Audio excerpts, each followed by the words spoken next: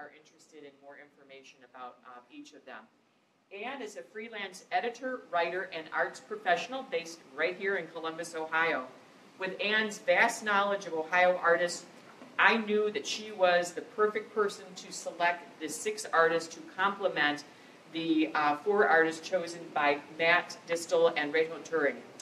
Not only did we tap Ann to curate for us, Ann was also the editor for the beautiful brochure that we hope each of you will pick up at the front desk. Susan, you want to wave that? It is a stunning publication, and Ann worked very hard on pulling that all together for us.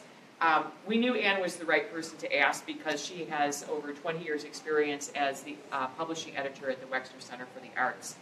So thank you, Ann. Matt Distel is the exhibitions director at the Carnegie in Covington, Ohio. And Matt also serves as an occasional, I like that, occasional adjunct curator at the Cincinnati Art Museum. Matt is a Cincinnati native, and he has been organizing and curating exhibitions since he left Miami University in 1994. So a few years of doing curating exhibitions and installations. So with that, please welcome Ann and Matt. I don't know how you're going to do this. I'm just going to say hi first, and then we're going to trade off as we walk through the galleries, each talking about the artists that we're more familiar with. We're going to start over here with Matt and with Tracy Featherstone's work. I'm a little afraid to have the microphones on at the same time, so can everybody hear me? Is that okay-ish? A little louder? Okay. Yeah, if you can turn on, because the blowers are a little loud in here as well. It's complicated. How's that? Better? Better. Yes. Couple quick words about sort of the collaboration that happened for us to select the 4 artists that you see in the show that came out of the Ohio Advisory Group for National Museum of Women in the Arts. It was a collaboration between myself and another curator from Cleveland named Rachel Turing, who is the curator of contemporary art at the Cleveland Museum of Art. Department of Contemporary Art. Head of the department, and although he's leaving to take a big new exciting job soon. And when we were given the task of finding women who were working in metal, we wanted to take an approach that we thought would kind of speak a bit to the various ways that people use metal, or that these artists would be using metal. So we wanted to define it as the metal was a means to an end, right? It was not just sort of about the material of metal. It could be, but not just simply a material exploration of metal.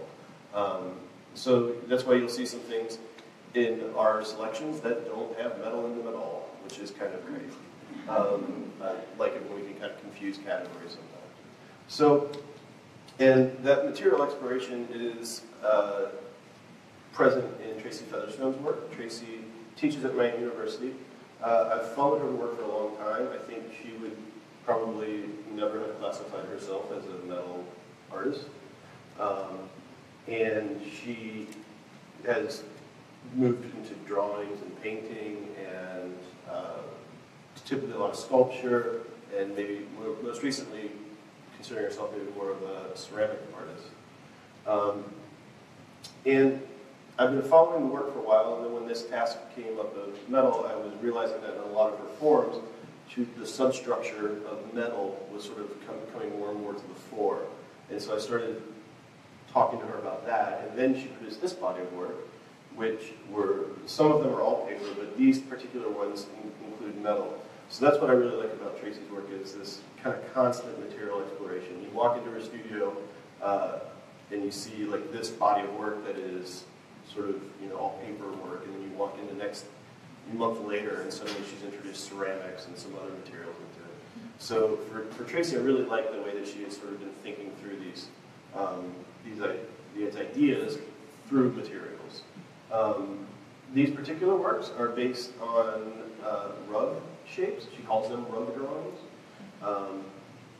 If you put them on the floor, they look like a rug. You put them on the wall, they look like a drawing. It's kind of that simple. But they came out of some travels she was doing in India, where women would create these sort of really strict patterns of rugs, but then there would be cases where there would be scraps of rugs left. And that's when they were able to make designs that got a little funky, maybe a little unbalanced, maybe a little asymmetrical, all that kind of thing. So these are a response to those shapes that she was seeing there. And then this piece here is really fun, because this is kind of going to totally change over the course of the show. It was bald like me when it arrived. Yeah. Right. So I'm thinking about doing that in my head. But so this is the case. Like this kind of looks a little bit more like the work I was seeing in her studio, which is this sort of lumpy clay shapes, and then something sort of happening underneath them. And in this case, she's introduced the sort of the grass seed bag with grow light, so it becomes this kind of also like little mini environment. And the metal in this piece is not just the lamp, but it also is, there's copper sort of wrapping around some of the ceramic elements there. So that's Tracy Coast. She's referring to these as drawings? Yep, she calls these drawings, yeah. Yeah, but they also look like rugs on the wall. Yeah. You know? Tapestry, sure. Okay, so we're going to move on, and I'm going to tell you about, as soon as I turn this on, I'm going to tell you about Marissa Sainholtz, who is a adjunct lecturer at Bowling Green State University. And, you know, one of my happiest moments in the whole process of the show was when this lovely visitor from the Ohio Advisory Group, with her flashing purse-stained feminist, and I came up to her, I came in yesterday and saw her looking at Marissa's work and then talking to Marissa, because although Marissa does think of herself very much as a metals artist, she's a jeweler, and I sort of wanted, as a counterpart to what Matt and Righto had done, to look for people who were also using metal in a bunch of different ways, but including some of the traditional ways that metal has been used in art, and metal has been used by women in art, like making jewelry and making monumental outdoor public sculpture, and to see how sort of the ways they were using metals in these forms had changed and were different and so on and so forth. So back to Marissa. Marissa very much thinks of herself as a jeweler and a metal artist, but she also very, very strongly identifies as a feminist. And, you know, although her career is not as long as some of the artists in the show, throughout it she has chosen imagery and forms for her jewelry that are very much a way that she can critique and poke fun at and be a little satirical about, and also sort of give some ways out of stereotypes. And so she has drawn a lot of her imagery from romance comics of the 1950s and the 1960s that her mother had squirreled away in the attic. So these are part of her personal history as well, and maybe her mother's struggling with those limitations. And then Tracy does wonderful and fun things to them. And in this particular group of her most recent work, she's given them tattoos, and as well as in two cases pearls. But definitely given them tattoos, and also given them titles that I think suggest how she's hoping that maybe the tattoos give them a possibility of sort of breaking the limitations of the roles that they're in. She had decided that the time for waiting was over, the traditions were hers to change. So here, as a jeweler, she's also exploring another kind of body ornamentation and things that it means. And she's another person who's curious and does a lot of research. And one of the ways she got into the tattoos and interested in tattoos is she had done some research or done some reading on the tattooed ladies of the sideshows and circuses of the late 19th and early 20th century, and found that for a number of those women, they actually got themselves tattooed to become tattooed ladies because it was a profession that they could follow that gave them independence and a stable income at a time when such professions were probably not so easy to come by. So, and we'll just move this way, and I'm going to keep going for a little bit because the next couple of artists we've got are also ones that were part of what I brought into the show. Usually, I end up talking about Olga Zimska last because she is a Z, right? So, but here she is right here. We decided, obviously, we couldn't bring examples of large-scale public sculpture into this gallery, but for the two artists whose work I originally knew from that format, we brought in some photographs that will show you both two of Olga's pieces that are sort of one of her most typical ways of working, where she uses the metal to sort of draw shapes in space, like this head and these eye forms over here. This one is in Mexico, that one's the top one's in Italy. And then she fills them with wood that she gathers on site, and then they kind of leave. And clearly, partly what she's doing in these works is she's giving you sighting devices, right? Which is a long-standing thing in going back to like ancient mounds and stuff. The sight lines are always really important.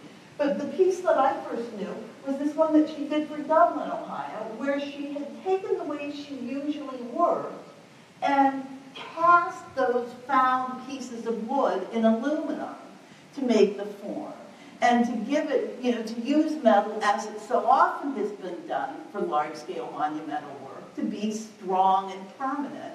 But it also really captures the nuances of the work.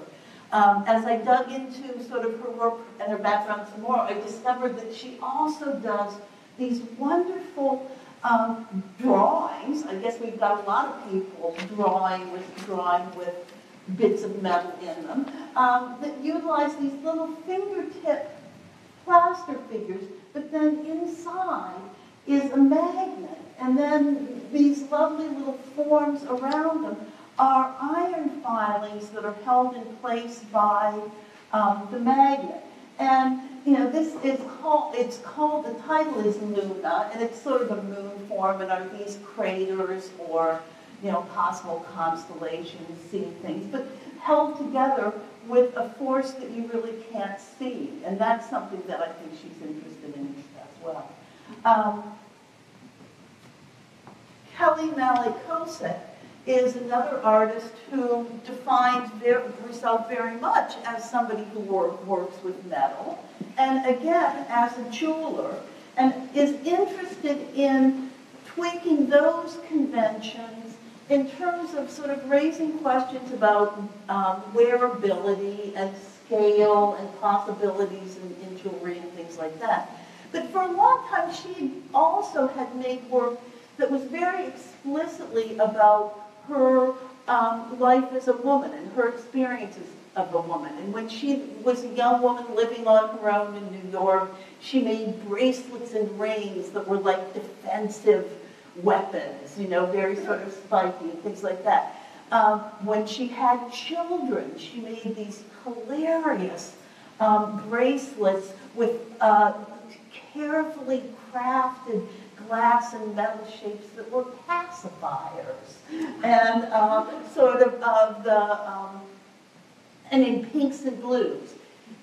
She recently, over the last couple of years, has decided she wanted to make her work less explicit and find sort of more subtle, maybe more open to you ways to think about them.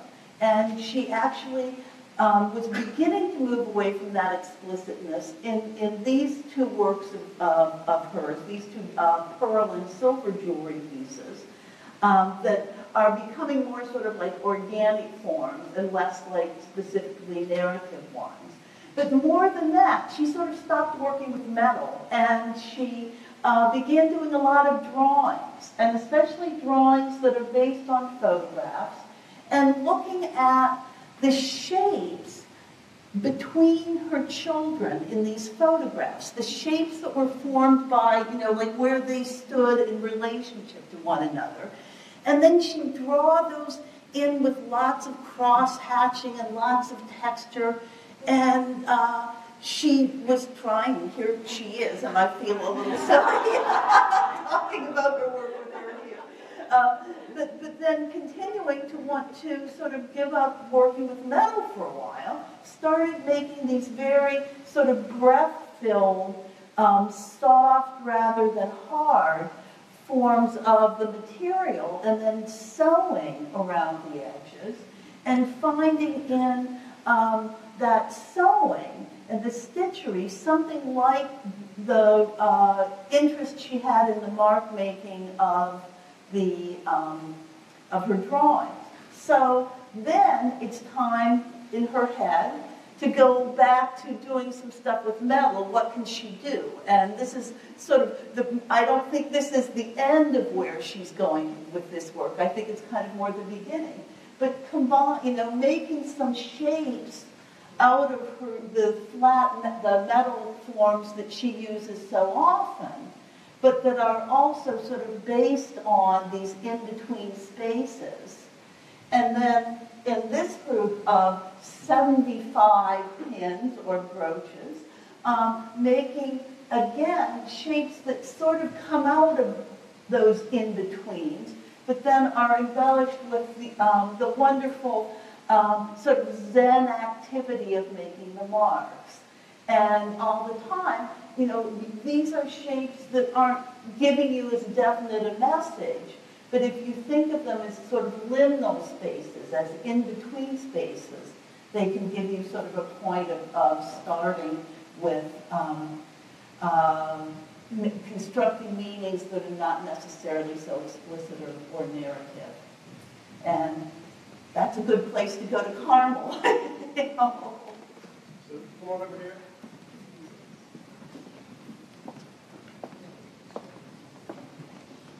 So here we have Carmel Buckley's work in a Carmel, right there.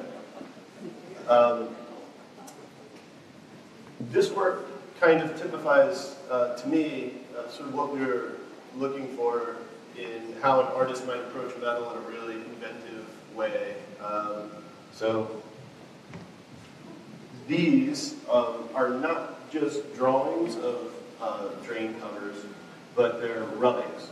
So the metal is involved very specifically in the making of these objects. So the main imagery that's happening here is through Carmel going out into the traffic and rubbing with graphite on paper and creating these images. This series began while Carmel was on her residency in Italy, and she was noticing some of the sort of the patterns and also the varied nature of all of these drain covers, which she doesn't really talk about this with me specifically, but these were designed by somebody. There was somebody involved in making these.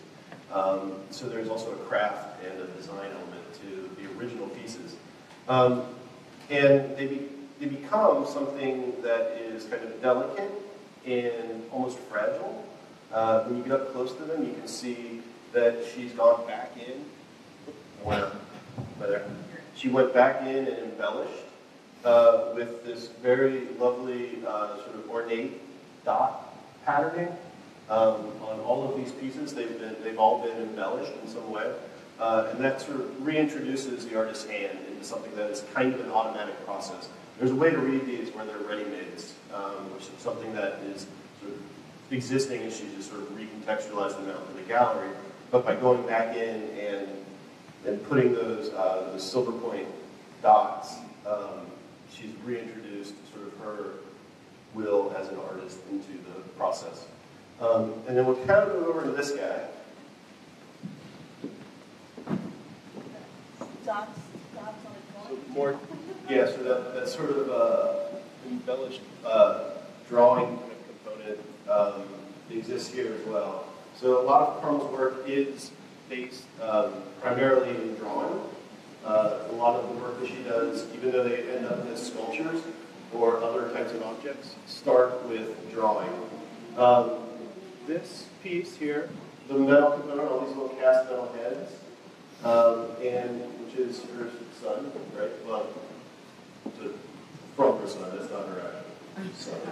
But That's a this, this box of drawings is to be changed out periodically by a designated gallery attendant and swapped out, and then the heads placed sort of in ways that the drawing might suggest, so that the drawing then becomes activated by this metal component that sort of functions almost like a game piece. So there's a little bit of sort of interaction, and here Carmel's kind of also giving up control by allowing an outside person, not the artist, to come in and kind of almost reinterpret the work on view here. So, Can I jump in with one more thing on this, which is, I think that, because I've looked at this work with Carmel a fair amount too, but including making the directions for how the people here could put it together and install it. But so when you think of it as a totality, Matt talked about the little cast aluminum heads on the drawing as sort of game pieces. In a sense, the whole, that you can bring your agency, or the person, the non-artist can bring their agency to moving around. I think in your head, you can start seeing all of these elements as miniature or monumental landscapes in which you can move the pieces around in your head. The first show of Carmel's I ever saw, and that I could work with her on, was called Tools for the Imagination. And I think that all of her work really keeps being that, in terms that it gives you a way to ponder, ways of thinking, ways of strategizing, ways of playing and moving things around and marking them and positioning them overall. But it is embarrassing to talk about artists' work when they're here. We should introduce the artists who are here. Around the corner, and Matt's going to stay with us as we talk about Llewellyn Fletcher.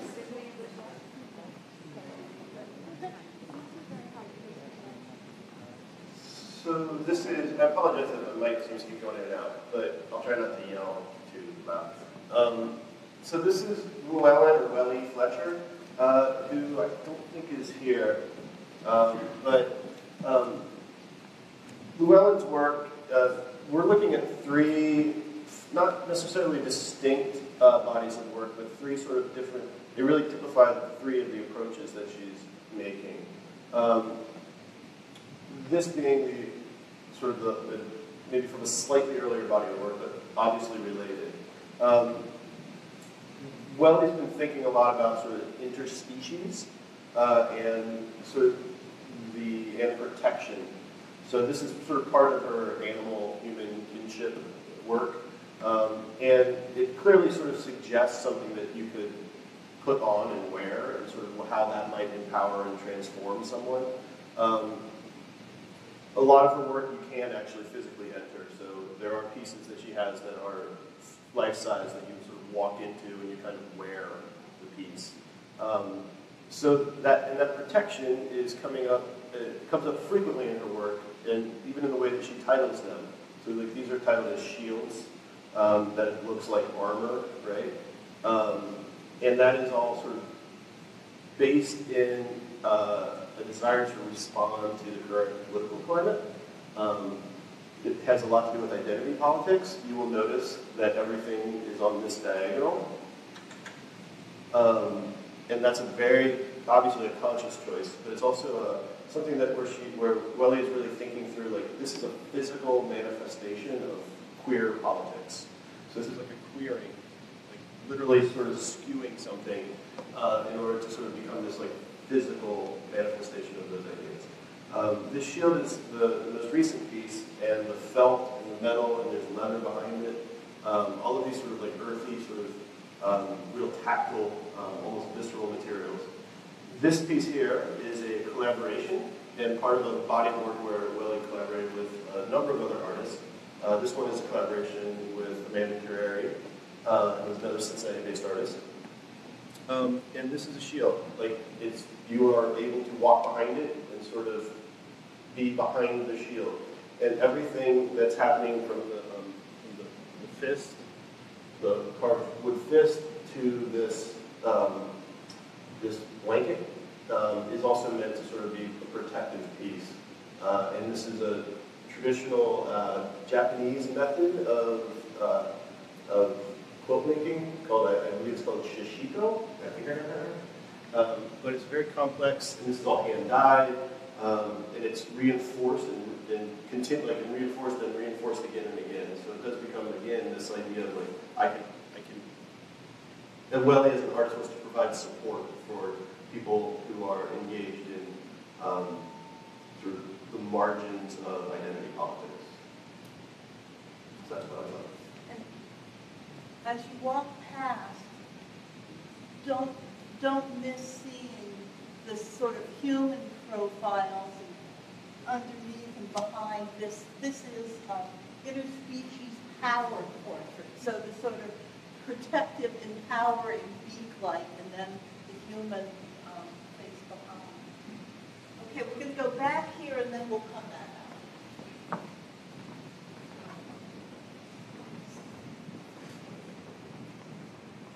And I think we'll start looking this way, and then we'll look that way. Or either way, I don't know, it doesn't matter. The two artists who are back in this section of the room are Susan Ewing, who is a longtime faculty member, now retired from Miami of Ohio University, and Mary Jo Bohl, who is a longtime faculty member from Ohio State University, now retired.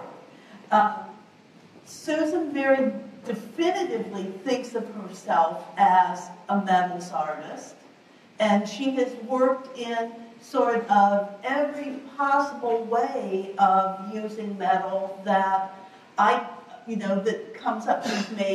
She's made sculpture, she's made functional objects, she's made giant monumental public artworks, which again, because that's something I'm interested in public art and sort of how public art changes and what continues and what works and doesn't work in it. That's how I first knew her work, through the piece that is pictured in the photographs, which is, I don't know what this is doing, the piece that is pictured in the photographs that was done for a plaza adjacent to the journalism building at Kent State University.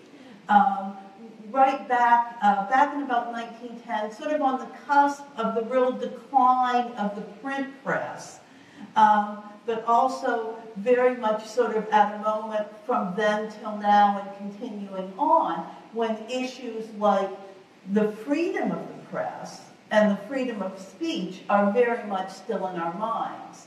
And what she did for this public piece was use the shape of a star, a classical and U.S. iconography, symbol of freedom and of illumination and kind of enlightenment. And then she put the words of the amendment to the Constitution that talks about freedom of the press around it on the outside rim. And in the upside down and backwards type that printers would be doing, putting in, when there were human beings that set type before books and papers were printed. If you could, it's the same thing as like on a stamp pad, and if you could roll that thing across a giant stamp pad and then roll it down the sidewalk, it would print out the words that guarantee freedom of press. So what we have in the case is a couple of models, a couple of maquettes. Because when you make something huge and big and metal for an outdoor public place, you don't necessarily just start making it. You start designing it in other ways. And then one of them specifically has that kind of type around the edge, and we rolled it out so you can see the words printed. But when I was talking to Susan, she said, well, you know, Anne, because I was saying, oh, I love your public work. There's a piece in Cincinnati that I really like that has Micah in it. Oh, I love your public work. And she said, well, you know, Anne, it all started as jewelry, and jewelry's public art too. And so the other things that are in here are 2 bracelets and a ring and a brooch that also use that star form, but that predate this piece. Came out of her time in Czechoslovakia, where she was seeing star forms all around. She also has done jewelry that is much less sort of precious, and these are what she calls her lead pearls and her counterweight necklace, and they are made out of fishing weights. That in the counterweight necklace, the wearer can move around to make it hang in different ways and hang in different patterns. And then the lead pearls are, and lead is dangerous. Lead is not only cheap, lead is dangerous. And that kind of sense of combining the ethos of beautiful jewelry with some awareness of the poisons that lurk among us is something she is, at that point, very interested in exploring. This piece is a sculpture, just a sculpture made of cast bronze, which she hadn't done for a long, long time, embellished with corroded steel. That's rust. And it's rust from either her car or her mother's car. I can't remember what she told me. I think it's her car that she drove back and forth to see her mother in her mother's last years. And put these things together, the very precious... I'm going to turn you off.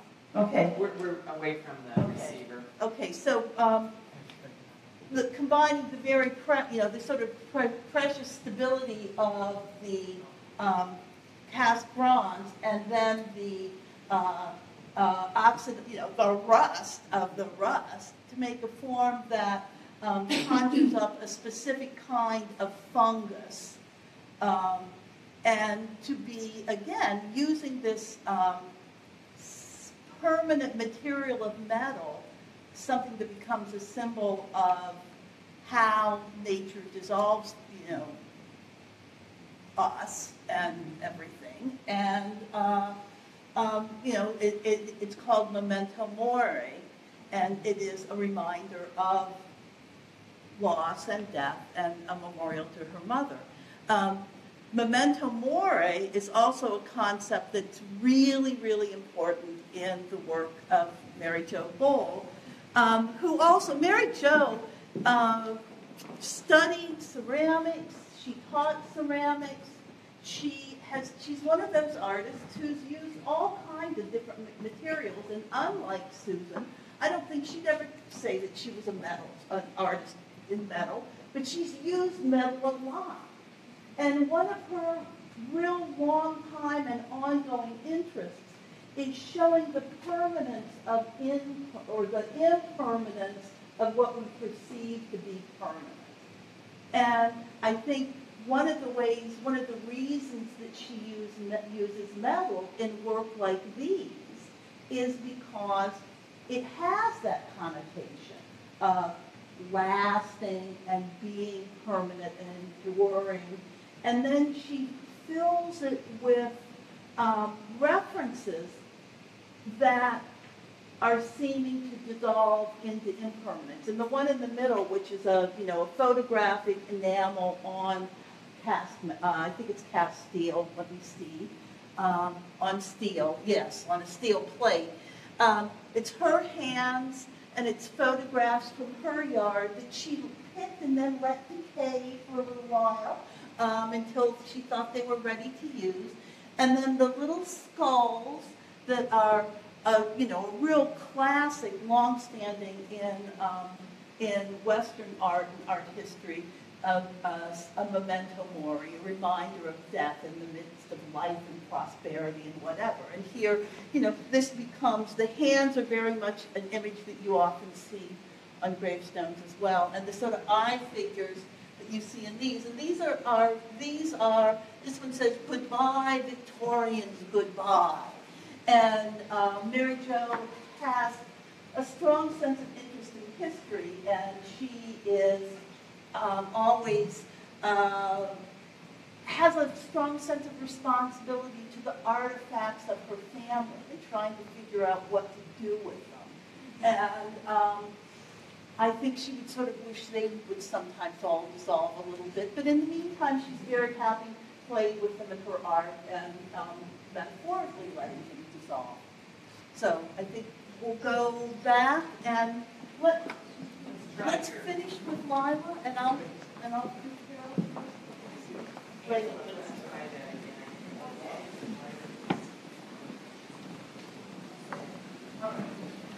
Now that we're back out here, I want to, I'm turning this back on, and where's Carol gone to so she can embarrass me because Carol wore a face. There she is, yeah. I wanted to make sure that I have artists in the show that love metal and that are committed to metal. And I think we've got a number of them. But Carol, although Carol, like Matt and like me, studied art history and has that whole sort of background of wonderful baggage for, you know, everything we can know and love. She's also side by side with earning a PhD, something I never accomplished, in art history. She has been exhibiting sculpture, and almost always metal sculpture, yeah? And ceramic materials like cement. They're right on the side, but yeah, and metal that is clearly and unabashedly drawn from the industrial world, maybe as in some cases sort of been changed by and she has reclaimed it from the post-industrial world, like in the two smaller sculptures over here, where you've got the construction rebar and the concrete, the pigmented concrete, yeah, to do them. And the titles of these are really, I think, her materials are so industrial, and always, I think, when you're working with industrial materials, you start thinking about that the processes of industrialization and the after effects of industrialization, and you know, like what this does to the environment, what this does in terms of employment and then lack of employment and stuff like that. But there's also often in her work a really, really strong figurative sense, and I think that comes through in these two pieces particularly when you combine the visceral experience of looking at them, because I think they are really visceral pieces just to see and to want to touch. But with the titles, this one is exsanguinate, and this is eviscerate. Eviscerate, disemboweling, exsanguinate, bleeding out. Violence that humans can enact on other humans, whether physically or emotionally or mentally. And along with Bush, which I've got to say that I missed seeing this when Carol saw it before, but as soon as I started seeing it, in photographs and looking at it in photographs, I started envisioning it in this show. I just thought, oh, we have good corners in this gallery. We've got good places for this piece. Bush. And all three of these were made in the time period since the 2016 election. And in a time when our political world and our social world in many ways have become more and more polarized. And, you know, regardless of how you particularly feel about changes and upheavals and things in politics, I think everybody's been on a roller coaster of what seems like things going up in smoke or evaporating or things being eviscerated or challenged and made very vulnerable that once seemed more sure. And I think we can read perhaps Carol's response to this climate and these situations in these words. So that's it for me, except for questions.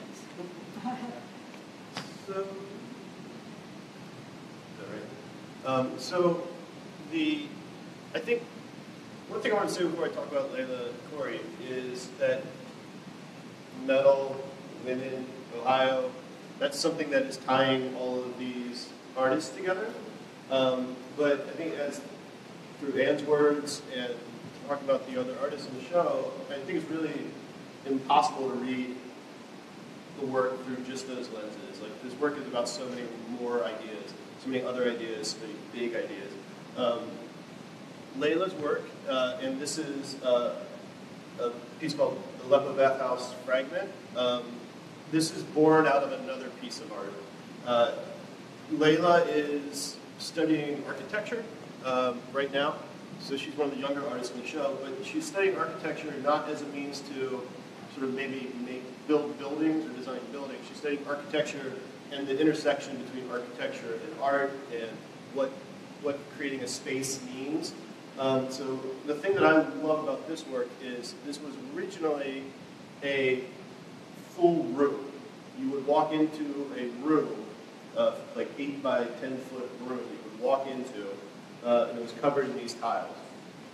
What she's done with this project is taken those tiles and now wrapped them around the outside. So she's literally created an exterior sculpture from an interior room. So suggesting those things that kind of move in and out.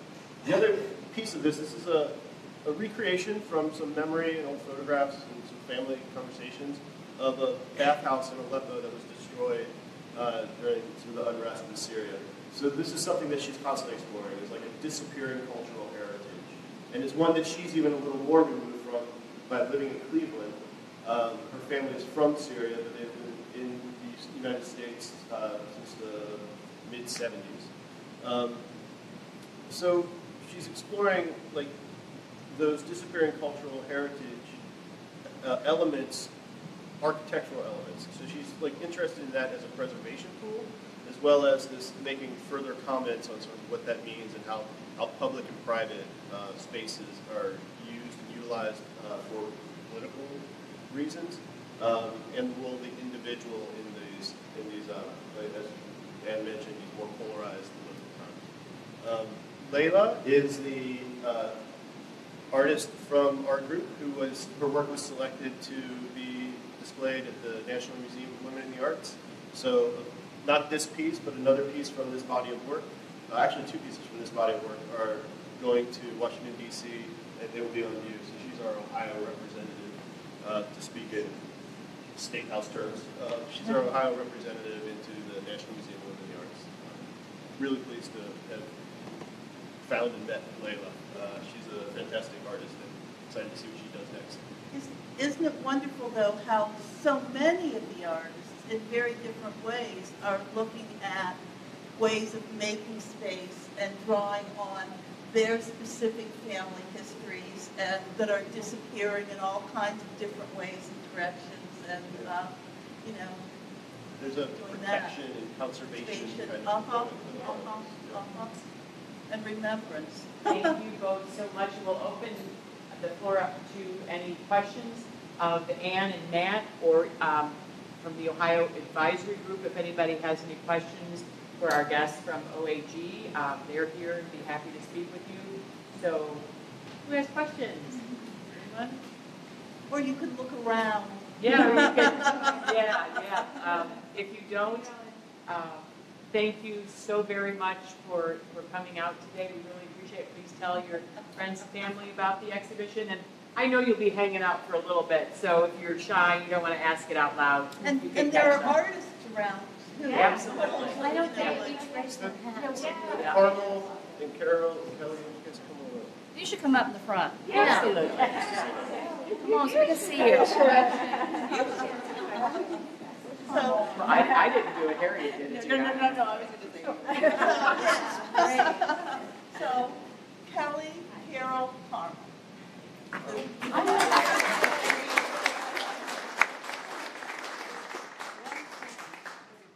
I think I speak for all of us from the Ohio Advisory Group, the collaboration has been phenomenal. But one of the things that the collaboration enabled us to do was to present the work of 10 artists who are extremely diverse. And I think it's so exciting to see the rich variation in the way these artists are working and the different stories that they want to tell. I mean, that's what came across to me when I saw the exhibit last night and when I heard you speak today. So thank you very much for the work. Yeah, thank you.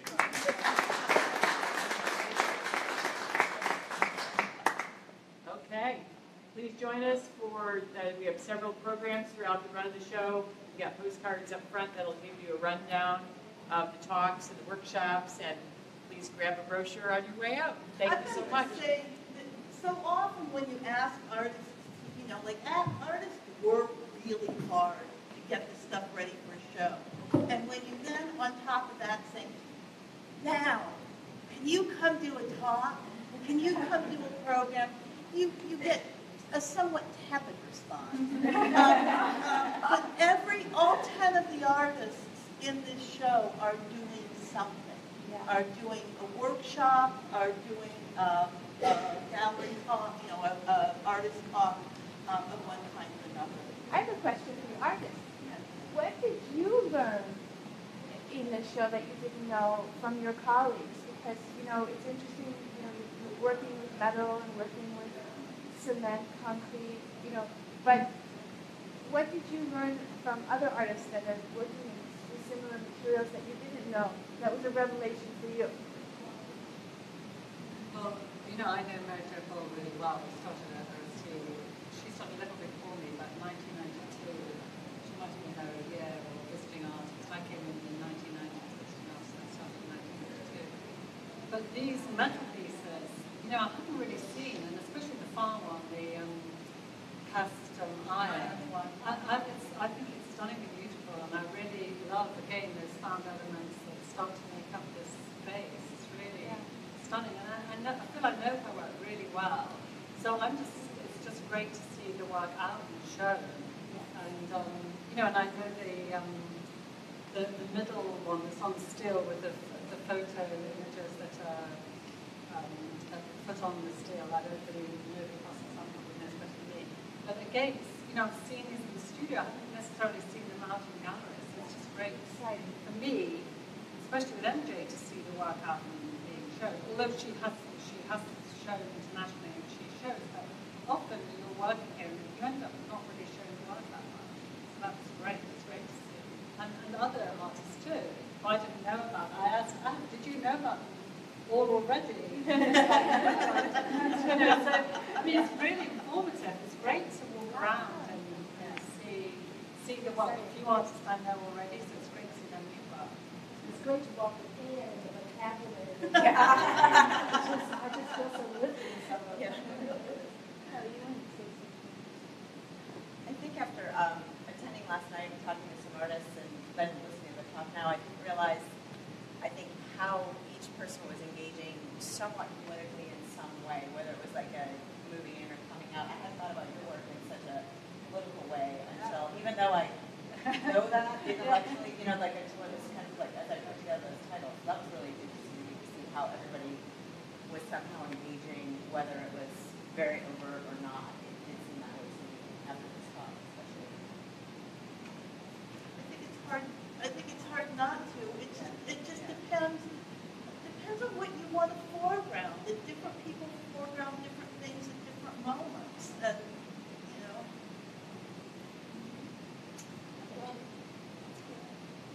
Well, I think I would just have to sort of second what Carmel said about just the diversity and different approaches, and we do work in our own little worlds, and just to be able to get out and see, especially with other people in other parts of the state.